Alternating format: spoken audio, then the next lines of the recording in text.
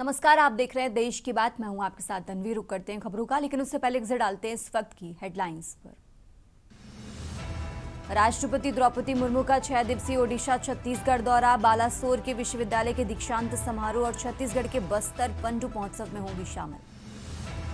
Budget सत्र का चौथा दिन आज राष्ट्रपति के अभिभाषण पर धन्यवाद प्रस्ताव पर होगी चर्चा। विपक्ष के बजट और एप्स्टीन मुद्दे पर हंगामे के आसार। बंगाल में एसआईआर के खिलाफ ममता बनर्जी की टीएमसी ने सुप्रीम कोर्ट में लगाई याचिका। आज चुनाव आयुक्त से मिलेंगी।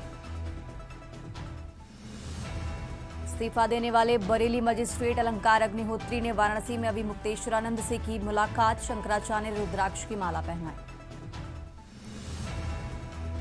जम्मू कश्मीर के बारामूला में धरती डोली। 4.6 तीव्रता के भूकंप के झटके महसूस किए गए। दिल्ली एनसीआर में बदला मौसम का मिजाज। कई इलाकों में छाया घना कोहरा। बारिश बर्फबारी की संभावना। आप देख रहे हैं के न्यूज, खबरों का सारथी। और अब रुक करते हैं खबरों का और देश की बात की शुरुआत करते हैं दिल्ली की खबर से। राजधानी दिल्ली से खबर आपको बता रहे हैं, संसद के बजट सत्र में सदन की कार्यवाही 11 बजे शुरू होगी। तो राष्ट्रपति के अभिभाषण पर धन्यवाद प्रस्ताव पर चर्चा होगी। दोपहर 12 बजे राष्ट्रपति के अभिभाषण पर शुरू होगी चर्चा। राष्ट्रपति के अभिभाषण पर चर्चा 3 दिन तक चलेगी। दिल्ली से खबर आपको बता रहे हैं, बीजेपी की तरफ से चर्चा की शुरुआत करेंगे सर्बानंद सोनोवाल। और इसी के साथ आपको बता दें, विपक्ष की तरफ से चर्चा की शुरुआत राहुल गांधी करेंगे। तो दिल्ली से ये बड़ी खबर आपको बता रहे हैं।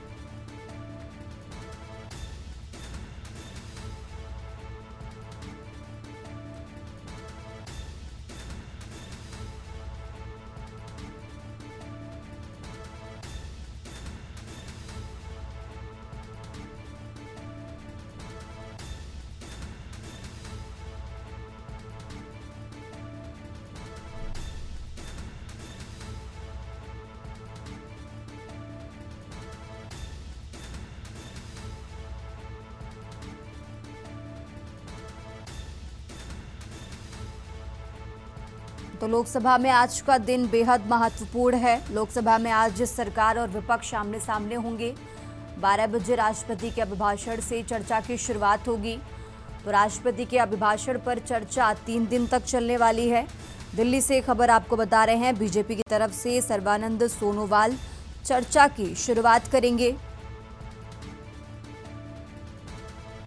तो ये चर्चा 3 दिन तक चलेगी। संसद के बजट सत्र में सदन की कार्यवाही 11 बजे से शुरू होगी। राष्ट्रपति के अभिभाषण पर धन्यवाद प्रस्ताव पर चर्चा होगी।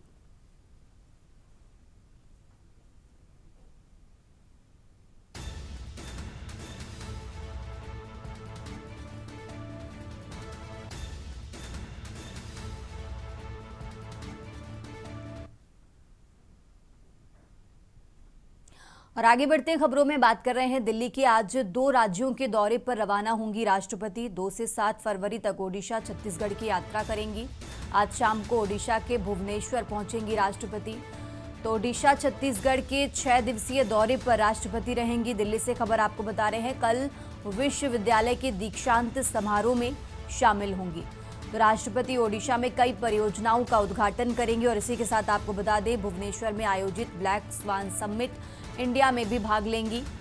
तो राष्ट्रपति द्रौपदी मुर्मू 7 फरवरी को छत्तीसगढ़ के लिए रवाना होंगी। छत्तीसगढ़ में बस्तर पंडुप 2026 महोत्सव का उद्घाटन करेंगी। तो दिल्ली से खबर आपको बता रहे हैं,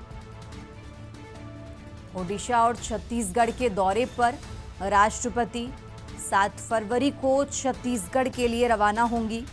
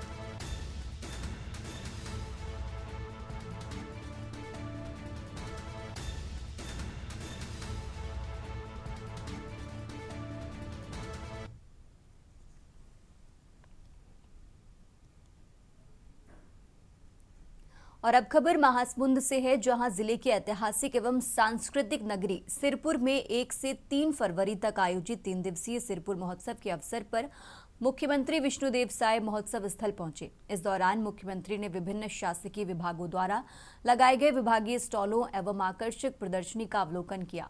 मुख्यमंत्री ने महोत्सव को राज्य की सांस्कृतिक विरासत और विकास योजनाओं को जन जन तक पहुंचाने का सशक्त माध्यम बताया।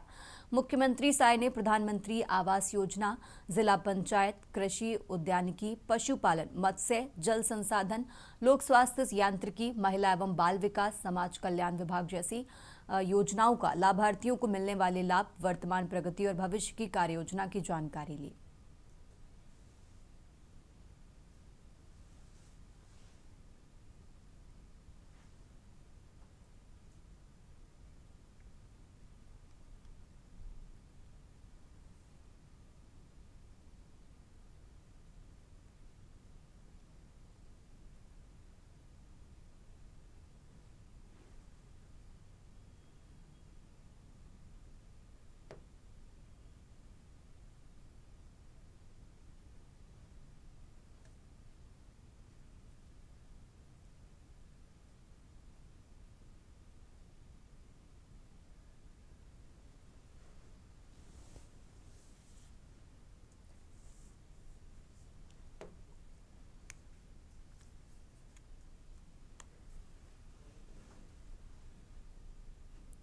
और अब खबर दुर्ग से है, जहां पेश किए गए बजट को लेकर प्रदेश की राजनीति में बयानबाजी तेज हो गई है। सत्ता पक्ष और विपक्ष आमने सामने नजर आ रहे हैं। भारतीय जनता पार्टी ने बजट को जनहितैषी और विकासोन्मुखी बताते हुए इसे प्रदेश के सर्वांगीण विकास की दिशा में अहम कदम करार दिया।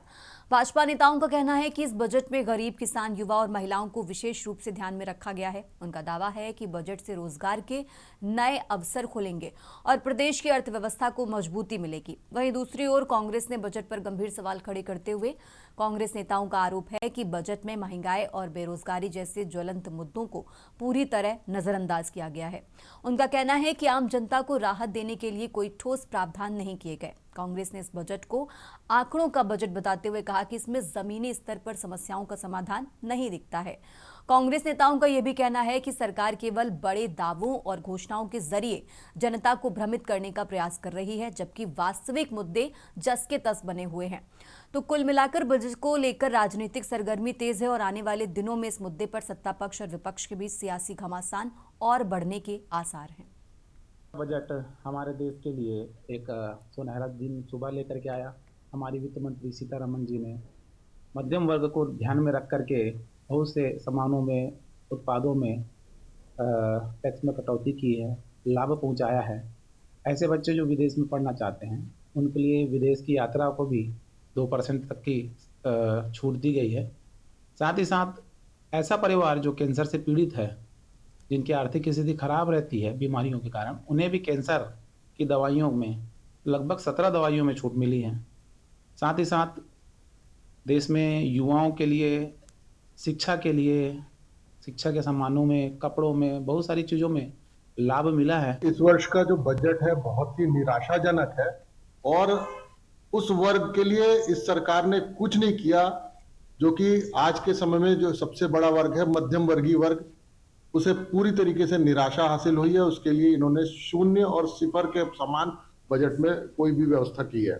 दूसरा, किसान जो ऐसा वर्ग है जो कि भारत के या पूरे विश्व की लाइफलाइन है, जीवन रेखा है, जिससे देश चलता है, किसानों के बारे में भी इस बजट में कोई भी इस तरह की पहल नहीं दिखी है जिसमें कि किसान ये कह सके कि मेरा भारत महान है और मेरे लिए कुछ कर रहा है या मेरी सरकार कुछ कर रही है।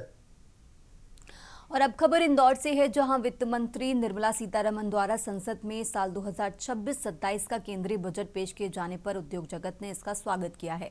इंदौर में association of industries Madhya Pradesh द्वारा एसोसिएशन कार्यालय में बजट भाषण के लाइव प्रसारण का आयोजन किया गया। इस अवसर पर एक्सपर्ट सीए पैनलिस्ट अर्पित मित्तल, समकित भंडारी सहित कंपनी सेक्रेटरी इंस्टीट्यूट के वाइस प्रेसिडेंट मनीष जोशी मौजूद रहे। उद्योग जगत के प्रतिनिधियों ने कहा कि बजट में एमएसएमई सेक्टर के लिए 10,000 करोड़ रुपए का कोष निश्चित रूप से लघु उद्योगों को मजबूती देगा और भविष्य के चैंपियन उद्यमियों के विकास में सहायक होगा। बजट में 3 समर्पित केमिकल पार्क कंटेनर विनिर्माण के लिए 5 वर्षीय योजना, 10,000 करोड़ रुपए का आवंटन, औद्योगिक क्लस्टरों के पुनर्निर्माण, उद्योग आधारित रिसर्च व प्रशिक्षण केंद्रों को विकास जैसे प्रावधानों को सराहा गया है। साथ ही साथ रणनीतिक क्षेत्रों में विनिर्माण को बढ़ावा देना, पुराने उद्योगों का पुनर्जीवन और इंफ्रास्ट्रक्चर में तेजी लाने को दूरदर्शी कदम बताया गया।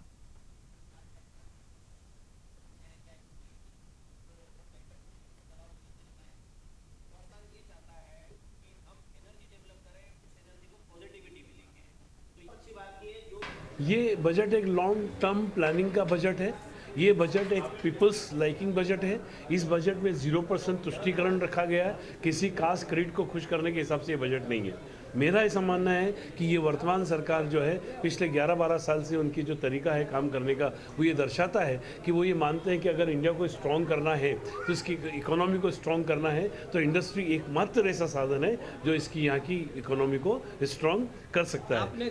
आज association of industries Madhya Pradesh के सारे उद्योगपति इकट्ठे होकर एक साथ बजट देख रहे हैं। बजट को सुनने के बाद में उनके मन में एक खुशी का भाव जागृत हुआ है, क्योंकि शुरू के 20 मिनट आज दिन तक के इतिहास में किसी भी वित्त मंत्री ने स्टार्टिंग मैन्युफैक्चरिंग या प्रोडक्शन से कभी नहीं की है। तो आज उद्योगों का दिन है, क्योंकि देश के इतने बड़े मंच पर उद्योगों को सराहा गया है, उनके लिए नई नई पॉलिसियां लाई गई है। और अब खबर भोपाल से है, जहां केंद्र सरकार के बजट को लेकर भाजपा प्रवक्ता पंकज चतुर्वेदी ने मीडिया से चर्चा करते हुए बताया कि यहां बहुत बढ़िया बजट है, जनता का बजट है, आत्मनिर्भरता का बजट है, विकसित भारत 2047 का विजन है। देखिए, मुझे लगता है कि इस बजट के लिए आदरणीय प्रधानमंत्री नरेंद्र मोदी जी और हमारे देश की वित्त मंत्री निर्मला सीतारमण जी बहुत बहुत बधाई के पात्र हैं, क्योंकि जिस प्रकार की वैश्विक भू राजनीतिक परिस्थितियां हैं और दुनिया भर की अर्थव्यवस्थाएं करा रही हैं, और वहाँ भारत की अर्थ और अर्थव्यवस्था दोनों को दुनिया सराह रही है। 7% की विकास दर एक ऐतिहासिक विकास दर है इस दौर में। और सबसे बड़ा जो विशेष बिंदु मैं मानता हूँ कि कैपिटल एक्सपेंडिचर जो पूंजीगत व्यय का बजट है 9% बढ़ाया। 2014 में बजट 2 लाख करोड़ था, जो बढ़कर 12 लाख करोड़ है, और पिछले वित्तीय वर्ष की तुलना में इस बार 9% की वृद्धि है। और पूंजीगत व्यय में वृद्धि का आशय बहुत स्पष्ट है कि रेलवे, एआई, फार्मास्यूटिकल, मेडिकल, कृषि, रोड, पुल, स्कूल, कॉलेज, अस्पताल, शिक्षा, स्वास्थ्य, हर जगह सरकार पूंजी उपलब्ध कराएगी और उन सबसे इंफ्रास्ट्रक्चर यानी संरचना हमारी मजबूत होगी। और अब खबर हजारीबाग से है, जहां थाना सदर क्षेत्र में नशे के कारोबार के खिलाफ पुलिस ने बड़ी कार्रवाई की है। कांग्रेस ऑफिस रोड के पास स्थित एक उर्दू मदरसा स्कूल के बगल में बने टूटे फूटे कमरों में नशीले पदार्थों के सेवन और बिक्री की सूचना पर पुलिस ने छापेमारी की है। इस दौरान पुलिस टीम ने 4 लोगों को मौके से गिरफ्तार किया है। पुलिस के अनुसार सदर थाना क्षेत्र में बीते कई दिनों से नशे के सेवन और अवैध बिक्री की लगातार शिकायतें मिल रही हैं। उच्च अधिकारियों के निर्देश पर एक विशेष टीम गठित कर विभिन्न स्थानों पर छापेमारी की गई। इसी क्रम में कार्रवाई करते हुए मल्लाह टोली निवासी ऋतिक कुमार और विश्वनाथ सोनकर, गौस नगर निवासी मोहम्मद साजिद तथा बड़ा बाजार निवासी मोहम्मद शहजाद को गिरफ्तार किया गया है।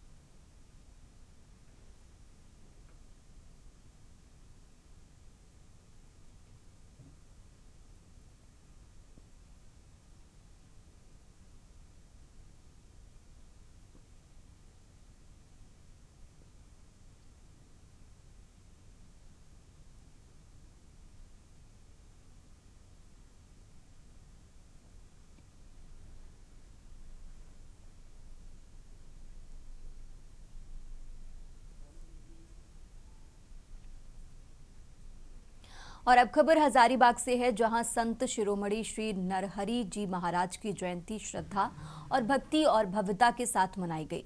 कान्यकुब्ज स्वर्णकार महासंघ की ओर से कार्यक्रम नूरा स्थित महासंघ के जिला कार्यालय में आयोजित किया गया, जिसमें समाज के लोगों की बड़ी संख्या में सहभागिता देखने को मिली। जयंती समारोह की शुरुआत दोपहर 12 बजे पूजा अर्चना, आरती और पुष्पांजलि के साथ हुई।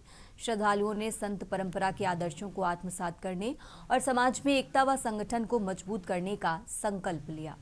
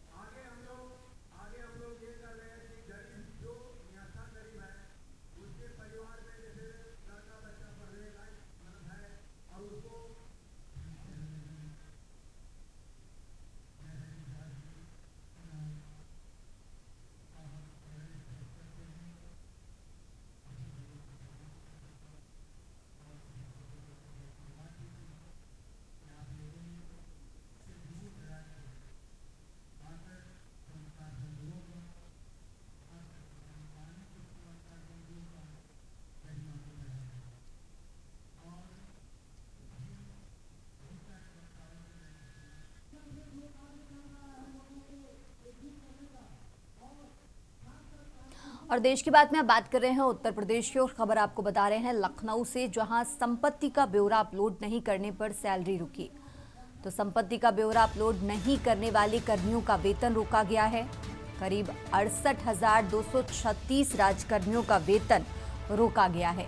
तो मानव संपदा पोर्टल पर अपलोड करना था संपत्ति का ब्यौरा ऑनलाइन दर्ज न करने तक सैलरी जारी नहीं होगी। 31 जनवरी 2026 तक 8,66,261 को देना था संपत्ति का ब्यौरा। तो संपत्ति ना बताने वालों में सबसे ज्यादा 34,926 तृतीय श्रेणी राज्यकर्मी हैं। और इसी के साथ आपको बता दें करीब 22,624 चतुर्थ श्रेणी राज्यकर्मी इसमें शामिल हैं और 7,204 और प्रथम श्रेणी के 2,628 अधिकारी इसमें शामिल हैं, जिन्होंने अब तक अपनी संपत्ति का ब्यौरा इस पोर्टल पर जारी नहीं किया है। और इसी के चलते वेतन इन कर्मियों का रोक दिया गया है। तो लखनऊ से खबर आपको बता रहे हैं, राजधानी लखनऊ से यह हम जानकारी आपको बता रहे हैं।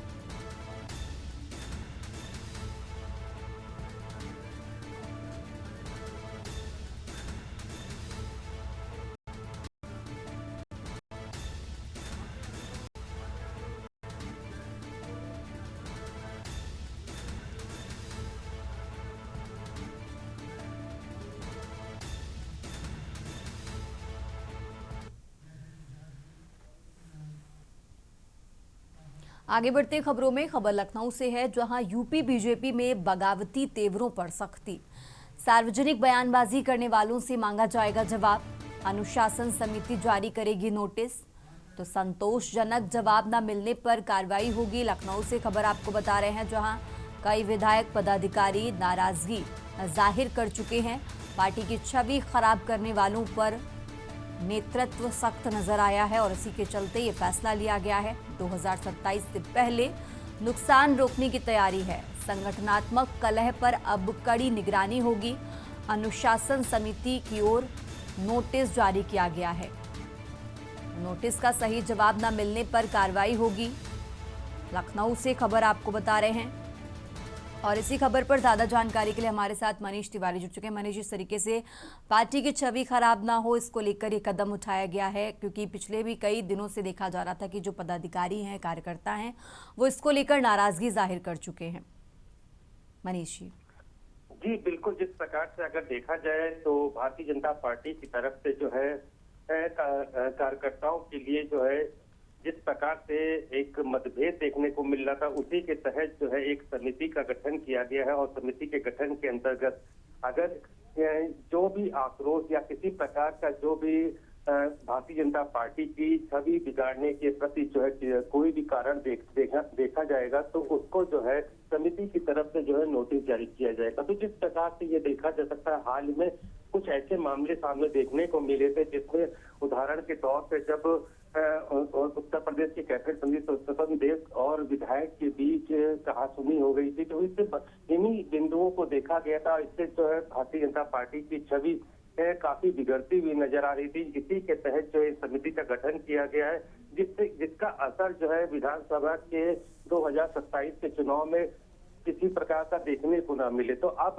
किसी प्रकार का जो आक्रोश या विरोध जो है जो भारतीय जनता पार्टी के नेता है उनकी तरफ से देखने को मिला, तो उनको समिति के द्वारा जो है नोटिस जारी किया जाएगा और उनसे जवाबदेही की जाएगी। अगर उनके प्रति किसी प्रकार की लापरवाही देखने को मिली तो उसके प्रति जो है समिति और संगठन के द्वारा जो है कार्रवाई भी भारतीय जनता पार्टी की तरफ से की जा सकती है। जी ठीक है मनीष जी, आप हमारे साथ बने रहिए, हम आगे भी आपसे जानकारी लेते रहेंगे। और ये लखनऊ से खबर आपको बता रहे हैं, जहां सार्वजनिक बयानबाजी करने वालों से अब जवाब मांगा जाएगा।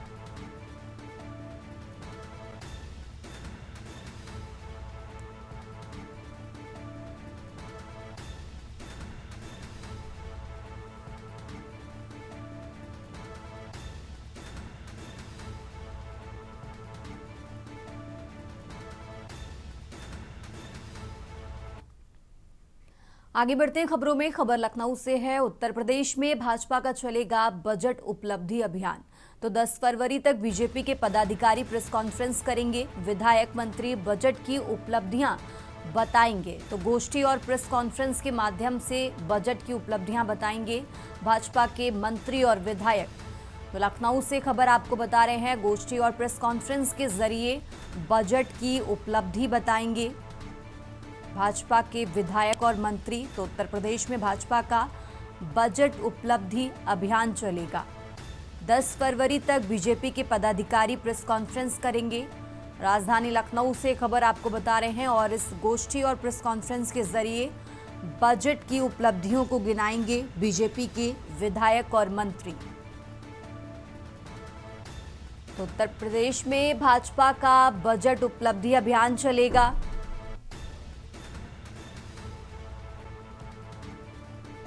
और ज्यादा जानकारी के लिए हमारे साथ मनीष तिवारी लगातार जुड़े हुए। मनीष, जिस तरीके से जानकारी मिल रही है कि अब उत्तर प्रदेश में बजट उपलब्धि अभियान चलाया जाएगा, इसको लेकर क्या कुछ है पूरी जानकारी?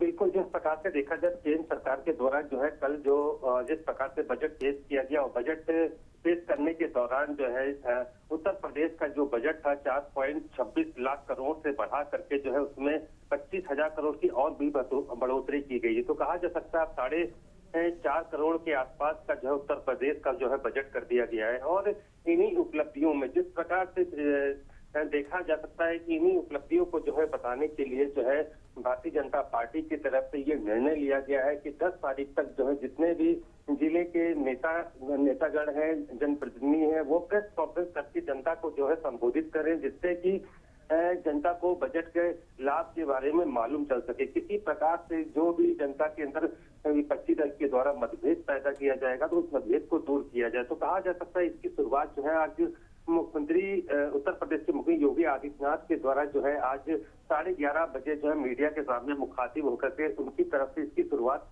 कर दी जाएगी। तो कहा जा सकता है कि उत्तर प्रदेश के मुख्यमंत्री इसकी पहले शुरुआत करने जा रहे हैं। उसके बाद जो है जितने भी कैबिनेट मंत्री हैं, जिन जिलों के प्रतिनिधि हैं जो भारतीय जनता पार्टी के, उनको भी 10 तारीख तक लगातार जो है इसी प्रकार से मीडिया के सामने मीडिया के माध्यम से जो है लोगों की समस्या और केंद्र सरकार द्वारा पेश किए गए बजट को जो है पूरी जानकारी देनी होगी। तो कहा जा सकता है कि किसी प्रकार से कोई भी चूक जो है भारतीय जनता पार्टी और उत्तर प्रदेश की सरकार नहीं रखना चाहती, क्योंकि जिस प्रकार से 2027 के चुनाव नजदीक आ रहे हैं तो बजट को लेकर के जिस प्रकार से अखिलेश यादव हो या कांग्रेस की तरफ से लगातार जो है इसमें कमियां निकाली जा रही हैं। इन्हीं कमियों को दूर करने के लिए जो है जनता के जो मन में कोई आशंका बैठती है तो उस आशंकाओं को जो है दूर करने की प्रक्रिया 10 तारीख तक देखने को मिलेगी। आज मुख्यमंत्री 11:30 बजे जो है इसकी शुरुआत करेंगे। जी ठीक है मनीष जी, बहुत बहुत शुक्रिया आपका तमाम जानकारी के लिए।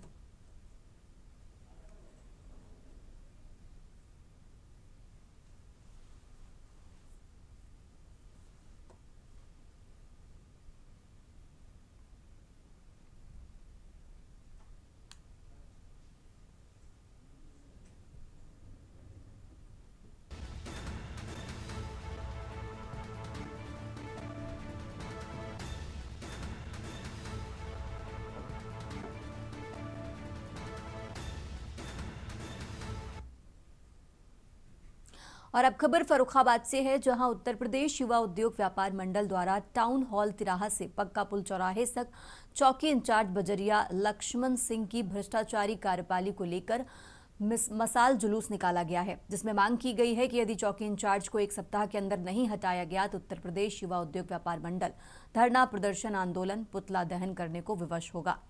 श्रीमान पुलिस अधीक्षक महोदय को व्यापार मंडल ने 1 सप्ताह पूर्व ज्ञापन के माध्यम से चौकी इंचार्ज की शिकायत की थी, जिस पर अभी तक कोई कार्रवाई नहीं हुई और इसी के चलते ये जुलूस निकाला गया।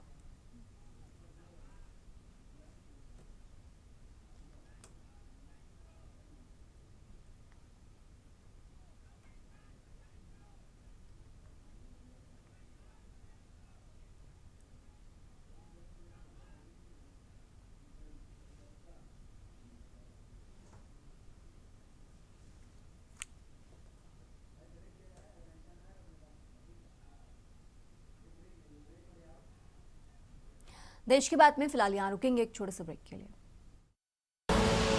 आप देख रहे हैं के न्यूज, खबरों का सारथी। नमस्कार, देश की बात में आप सभी का स्वागत है। मैं हूं आपके साथ यशी शुक्ला और रायबरेली से खबर। रायबरेली में खुलेआम उड़ाई गई यातायात नियमों की धज्जियां, गाड़ियों के काफिले में सरेआम नियमों की अनदेखी दिखी। चलते गाड़ियों के गेट और छत पर खड़े नजर आए लोग, सड़क पर जान जोखिम में डालकर किया गया स्टंट। वीडियो सामने आने के बाद पुलिस महकमे में हलचल मच गई है। शहर कोतवाली क्षेत्र का बताया जा रहा है वायरल वीडियो।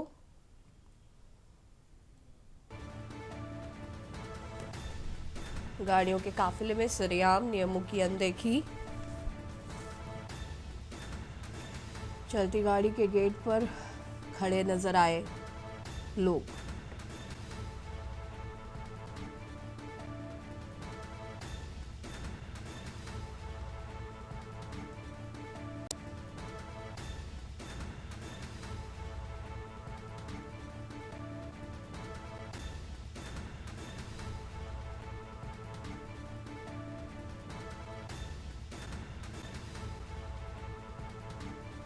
शहर कोतवाली क्षेत्र का बताया जा रहा है वायरल वीडियो।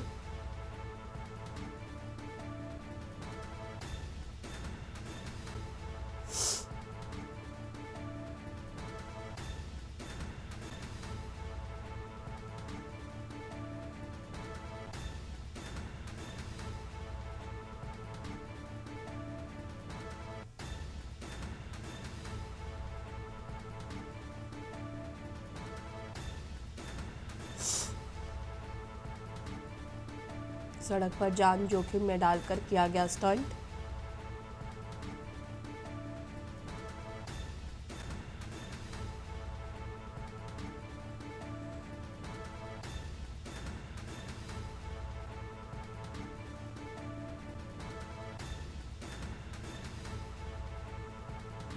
रायबरेली में खुलेआम उड़ाई गई यातायात की धज्जियां।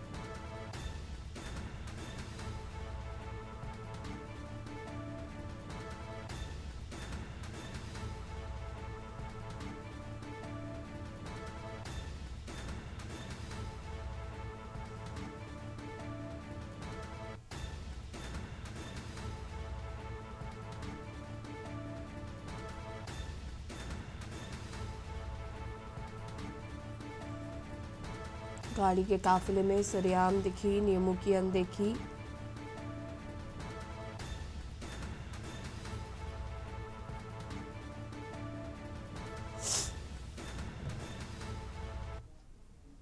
और इसी बीच आपको लखनऊ से खबर बता देते हैं। लखनऊ से खबर, मुख्यमंत्री योगी आदित्यनाथ की प्रेस कॉन्फ्रेंस आज।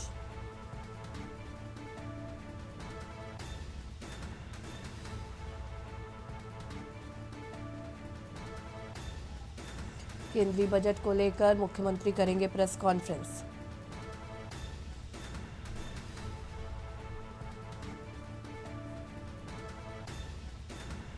सीएम योगी आदित्यनाथ की प्रेस कॉन्फ्रेंस आज।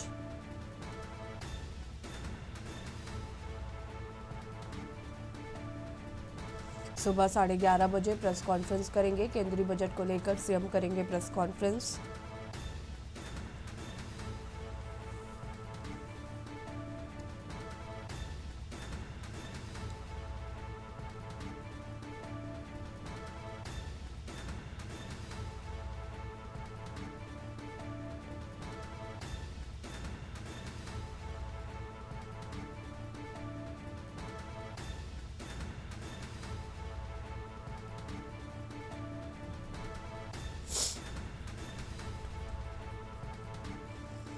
मुख्यमंत्री योगी आदित्यनाथ की प्रेस कॉन्फ्रेंस आज। लखनऊ से खबर,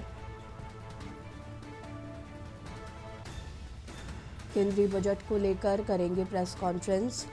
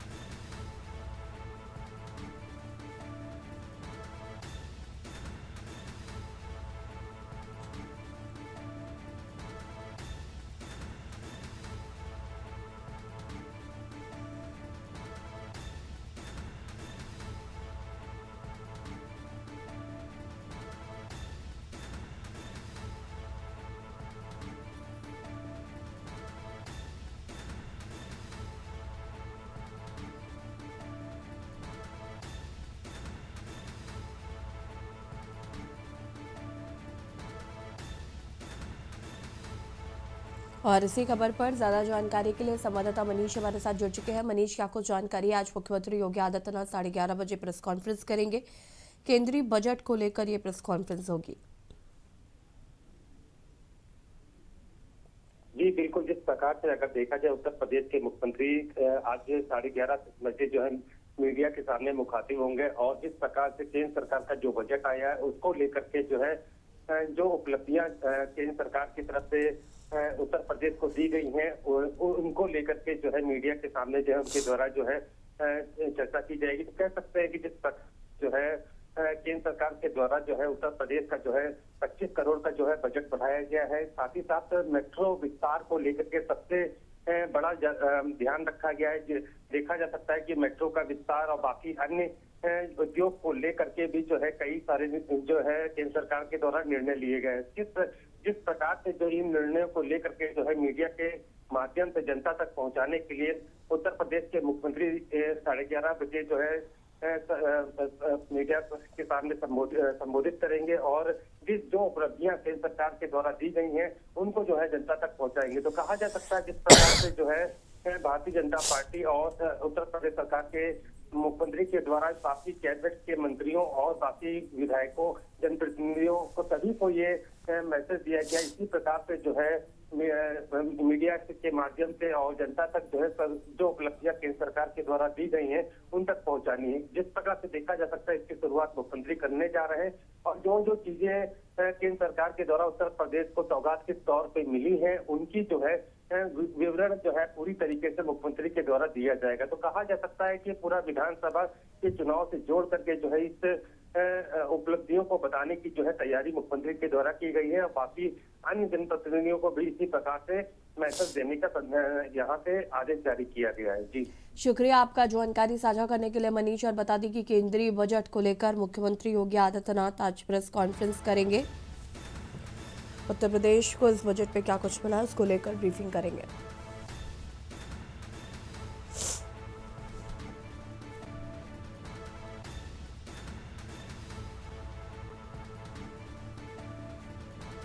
सुबह 11:30 बजे से हम आवास पर करेंगे प्रेस कॉन्फ्रेंस।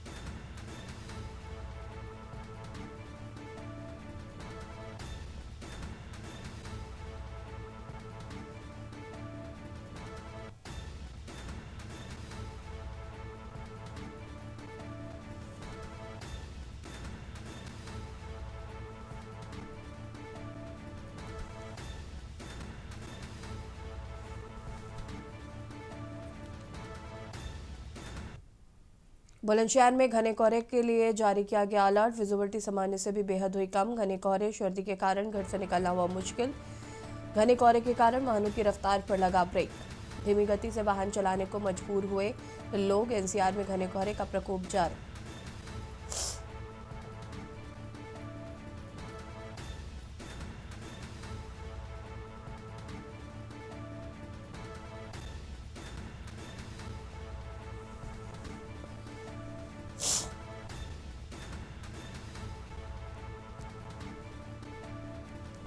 घने कोहरे के कारण वाहनों की रफ्तार पर लगा ब्रेक।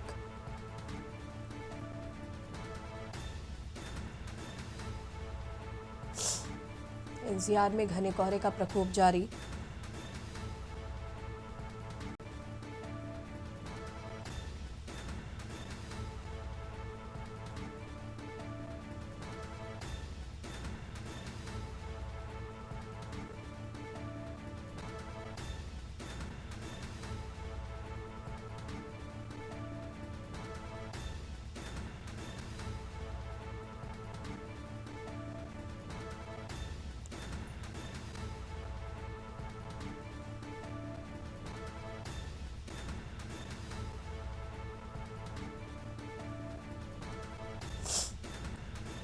धीमी गति से वाहन चलाने को मजबूर हुए लोग।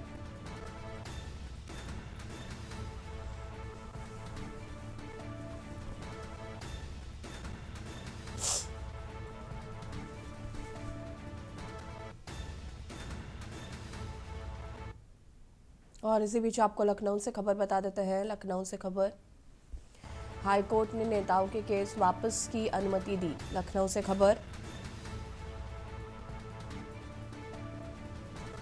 नेताओं पर दर्ज 28 आपराधिक मामले वापस। प्रदेश सरकार के अनुरोध को हाईकोर्ट ने किया स्वीकार।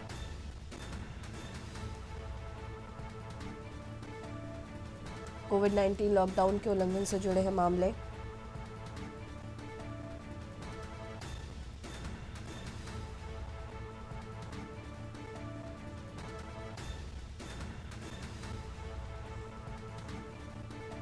महोबा में उमा भारती के मुकदमे होंगे वापस। मुजफ्फरनगर में डॉक्टर संजीव बालियान के केस होंगे वापस।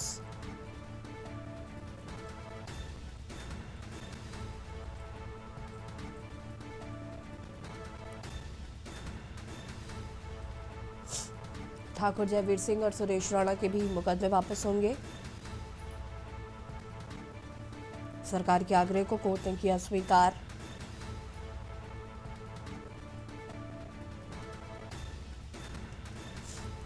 हाईकोर्ट ने नेताओं के केस वापस की दी अनुमति।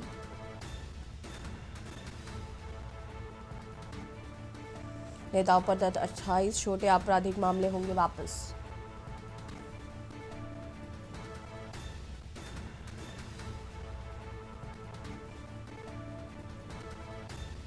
कोविड-19 लॉकडाउन के उल्लंघन से जुड़े हैं ये मामले। चुनाव में आचार संहिता के उल्लंघन का मामला। सरकारी आदेशों की अवहेलना से जुड़ा है मामले। महोबा में उमा भारती के मुकदमे होंगे वापस।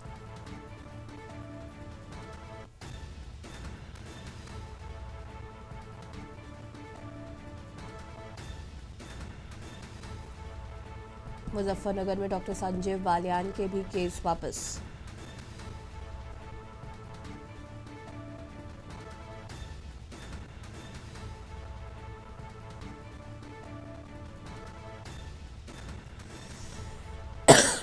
हाई कोर्ट ने 25 नेताओं के केस वापस की अनुमति दी।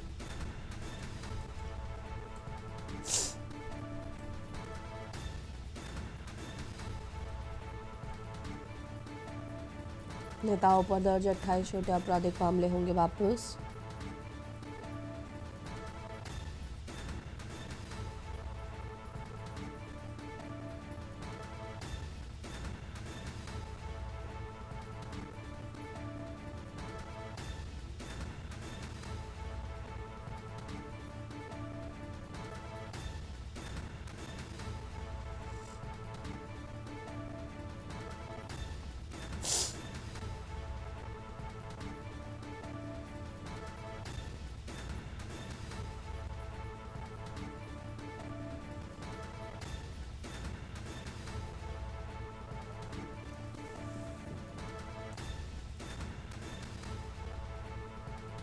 और लखनऊ से एक और खबर आपको बता देते हैं। लखनऊ से खबर,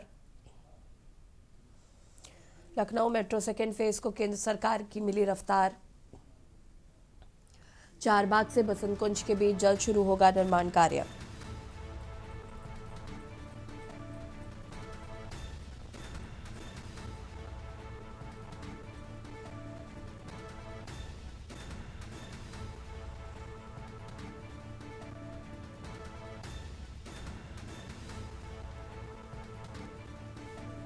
परियोजना की कुल लागत 5,801 करोड़ रुपए।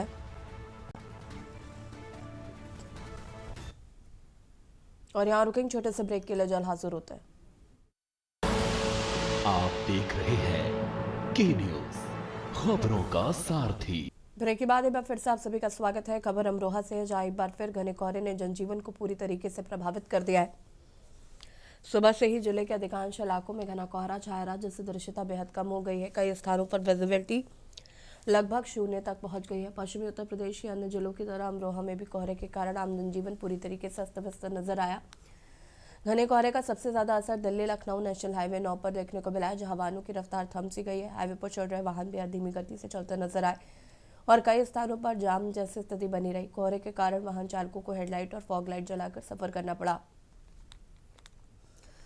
सुबह के समय स्कूल जाने वाले बच्चे, ऑफिस जाने वाले कर्मचारियों और लंबी दूरी तय करने वाले यात्रियों को खासा परेशानी का सामना करना पड़ा। कोहरे के चलते सड़क दुर्घटनाओं की आशंका को देखते हुए वाहन चालक सतर्कता के साथ वाहन चलाते दिखे। प्रशासन और ट्रैफिक पुलिस की ओर से भी वाहन चालकों को सावधानी बरतने, सुरक्षित दूरी बनाए रखने और अनावश्यक यात्रा से बचने की अपील की गई है।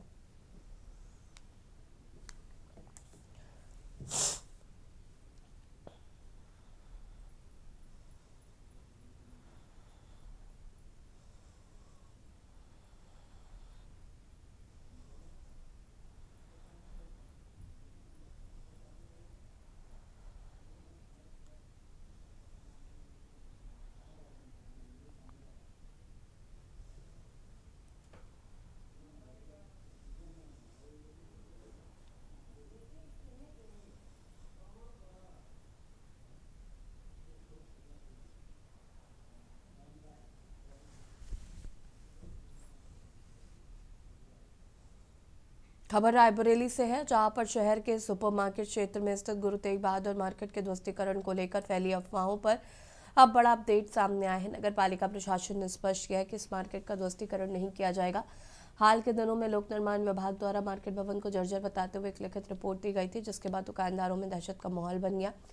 गुरु तेग बहादुर मार्केट में 100 से अधिक दुकानें संचालित हैं। इसके अलावा इसी बिल्डिंग में बैंक, बिजली विभाग का कार्यालय, नगर पालिका कार्यालय और समाजवादी पार्टी का कार्यालय भी स्थित है। रिपोर्ट में भवन के कई हिस्सों से प्लास्टर टूटने, छज्जों के पूरी तरह जर्जर होने और संरचनात्मक कमजोरी की बात कही गई थी, जिससे दुकानदारों और आम लोगों में चिंता बढ़ गई थी। ध्वस्तीकरण की आशंका के चलते दुकानदारों ने विरोध जताते हुए मांग की थी कि भवन को गिराने की वजह इसकी मरम्मत और मेंटेनेंस कराया जाए।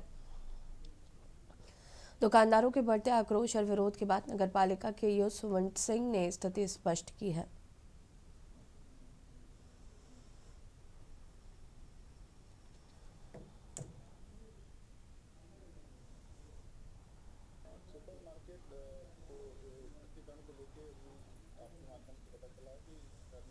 सुपरमार्केट को भ्रष्टीकरण को लेके अभी आपके माध्यम से पता चला है कि शहर में कुछ अफवाह फैल रही है।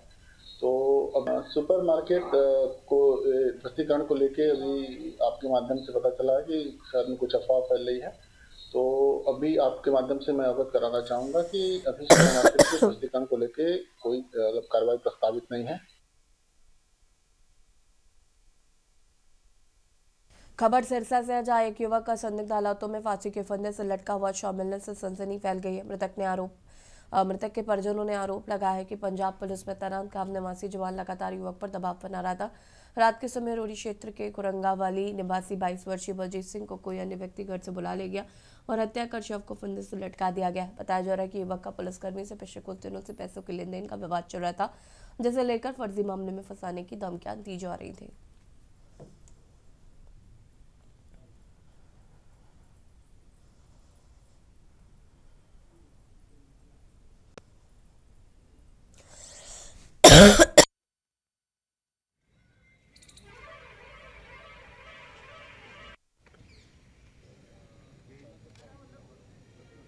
के प्रमुख संत रविदास महाराज की 649वीं जयंती की पूर्व संध्या पर शहर में विशाल शोभा यात्रा निकाली जा रही है।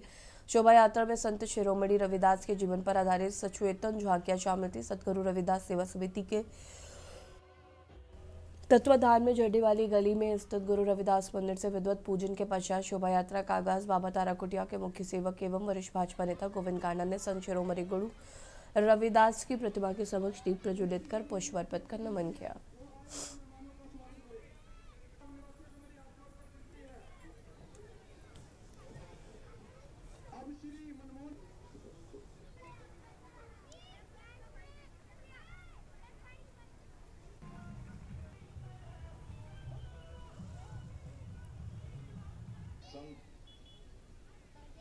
श्री गुरु रविदास जी के चरणों में नमन।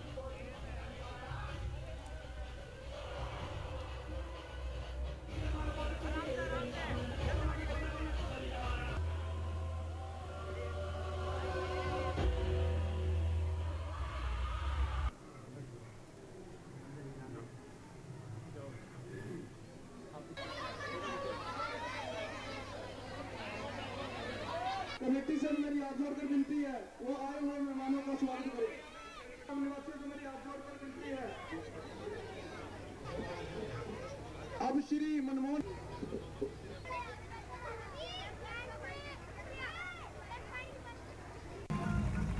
मैं मेरी तरफ से, मेरे परिवार की तरफ से, मेरे सिरसा के परिवार को, प्रदेश के परिवार को मैं जगत गुरु श्री रविदास जयंती की मैं बहुत बहुत बधाई देता हूँ कि मेरे गुरुओं का आशीर्वाद मेरे प्रदेश पे ऐसे ही बना रहे और मेरा प्रदेश ऐसे ही तरक्की करता रहे।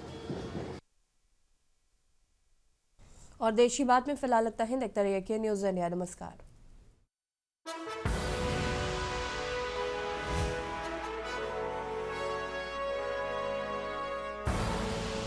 आप देख रहे हैं के न्यूज़, खबरों का सारथी।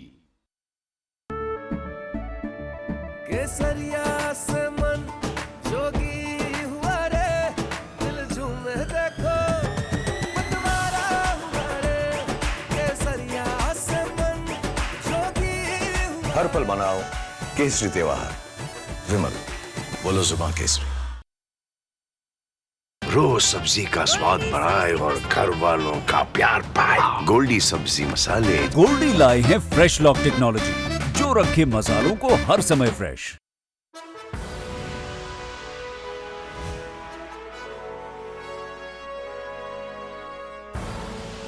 आप देख रहे हैं के न्यूज़, खबरों का सारथी।